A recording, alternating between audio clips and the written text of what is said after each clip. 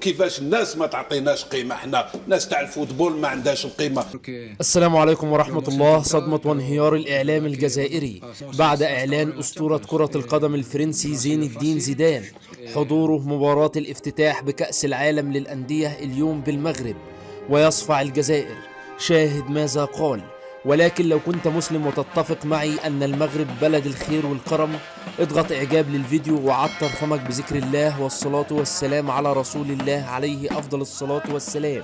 بعد الاستقبال الأسطوري من المغرب للفرق المشاركة بكأس العالم للأندية، وزي ما حضراتكم شفتوا قد إيه المغرب بلد الخير والكرم، وده مش جديد على أهلنا بالمغرب.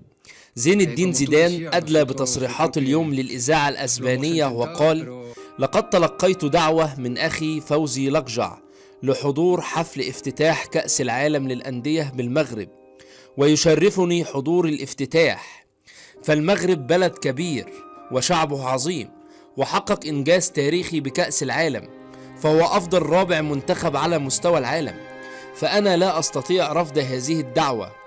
وعن سؤال الصحفي لماذا لم تحضر للجزائر في افتتاح الشان رغم تلقيك دعوة أيضا من الاتحاد الجزائري لكرة القدم، فقال زيدان: الوضع مختلف، للأسف العسكر بالجزائر أرادوا حضوري لافتتاح الشان لكي أكون أداة سياسية ضد المغرب، كما استخدموا حفيد نيلسون مانديلا، وقالوا لي: نريد أن تتحدث عن الصحراء الغربية فهي جزائرية والمغرب اغتصبتها، ولكني رفضت الحضور للجزائر.